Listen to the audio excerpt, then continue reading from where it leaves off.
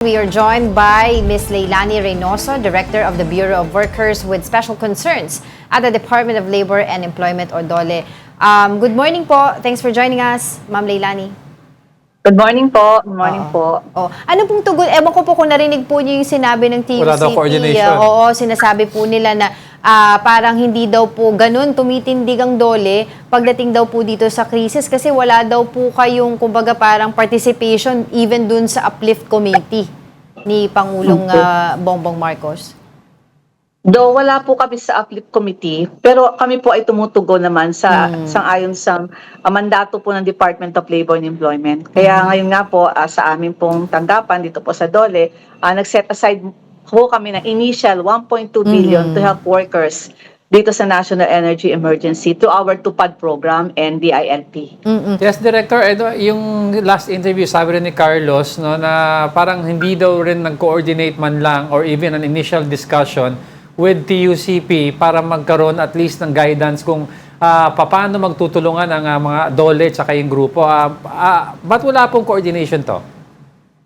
Hindi ko po na walang coordination. Ang nakikita ko po, patuloy po kasi meron po tayong National Tripartite Industrial Peace Council. Ito po yung representative po ng mga manggagawa, mga union, tapos kasama po namin ang mga namumuhunan at saka yung government sector. So continuous po yung pag-uusap at alam kong nakikipag-dialogue po kami. Kaya hindi po ako hindi po nagkakatuloy-tuloy. Nung minsan nga lang po, nasa TUCP din po ako dahil ang discuss naman ay C-190, yung iba din po mga usapin. So patuloy po yung open na komunikasyon.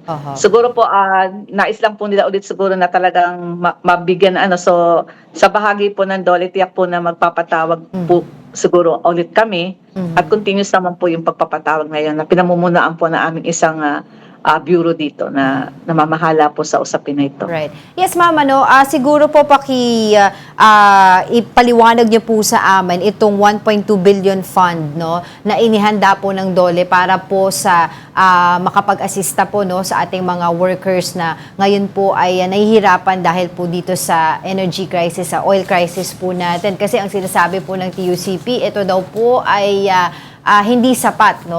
Maybe you can walk us through that program po. Okay. So, sa umpisa, binanggit ko naman po, initial budget pa lang naman po ito. Ito pong 1.2 billion na pondo na nilaan ng Department of Labor and Employment, nakahati po ito. Yung 1 billion po ay para dun sa tulong panghanap buhay para sa disadvantaged workers. At yung 200 million naman po ay para sa livelihood assistance program. Meron pa po kami ibang mga livelihood program na tinatawag namin yung DOLE-AMP. Meron pa rin pong ganun mga programa. Plus, may mga livelihood assistance din naman po yung ibang mga ahensya ng pamahalaan. So, ang pagtugon po kasi natin sa usapin ng energy emergency ay yung whole of government approach po ito So nag-uusap-usap po ang iba't ibang ahensya kung paano po kami magko-converge at magtutulungan para maabot po at makapagbigay tayo ng serbisyo sa lahat ng nangangailangan. Batid po namin na lahat. Wala naman tayong particular na sinasabi na hindi nangangailangan sa sitwasyon na ito. Narinig ko po kanina na nabanggit niya na yung mga transport workers, gayon din ang mga commuters. Kaya binabalanse po natin at matingnan at matugunan yung parehong pangangailangan nito. Kasi kung walang transport workers na magpapaandar ng mga sasakyan nila, magta-transport ng mga commuters, mahirapan din po yung mga commuters natin para makapasok sa kanilang mga trabaho. So ito po yung ginagawa namin. Pero yung TUPAD po, kung titingnan natin, regular na po programa yan ng DOLE. Kaya kung kahit wala pa po itong nararamdaman nating energy emergency situation o challenge, nung first quarter po, naglabas po ng report ang Department of Labor. Nung first quarter po, about 110,000 vulnerable workers na po sector ang tulungan natin. About 753.69 million na po yung aming naibigay sa usapin ng pagtulong ng TUPAD. Ma'am, tanong ko lang po, kailan po yung rollout po nitong additional 1.2 billion fund po na sinasabi po ninyo na ipamimigay sa ating mga affected workers. And of course, ang tanong po dito, is it going to be a monthly subsidy para sa kanila? This is aside po dun sa tupad na po na sinasabi po ninyo, no? Kasi yun po ang nirereklamo rin po ng ating mga kababayan na, magkano po ba kami per worker? 5,000. Yan po ay tatagal lamang ng 2-3 araw maximum. Pakipaliwanag po, ma'am. Okay po. So para mas makita po natin, ang DSWD po, namigay na po sila ng subsidy, 5,000, di po ba? Right. Ang Department of Transportation, meron din po silang pinoprovide na subsidy para sa mga jeepney workers natin. So ito po yun. Meron din pong certain LGUs na nagpo-provide ng kanilang mga pagtulong, subsidy at libreng sakay para po sa mga commuters. Ito pong sa tupad, binanggit ko po, meron naman po kaming regular na pondo dito at sabi ko nga po, continuous lang naman ang pag-iimplemento namin. Ito pong nilaan na initial 1.5 ay para po sa special na pagtingin para sa transport workers. So, sa kasalukuyan po, meron po kaming guidelines, di ba? May Department Order guidelines po kami sa pag-implement ng tupad. Pero sa ngayon po, na-drop na po namin, kailangan po namin maglabas din siyempre ng special guidelines pagdating po sa pag-implement ng tupad naman for the transport workers na apektado po ng emergency na ito.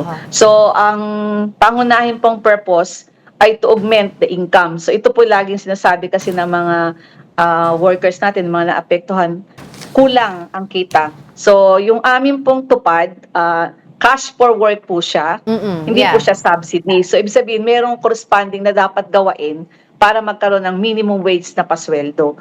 Ang tupad po ay 10 to 30 days ang pag-implement, depende sa work program na sinasagawa. Ang naiisip po namin, pinag-uusapan pa po at sana magkasundo na maiayos, na makita, mabalanse po ito na baka pwedeng 15 to 20 days muna ang maiprovide dun sa mga priority na ma-identify na workers o sektor na tutulungan natin sa transport. So ang nakaplano pong i-roll out ay mag-pilot muna. Not necessarily sabihin nyo, pilot pa ba?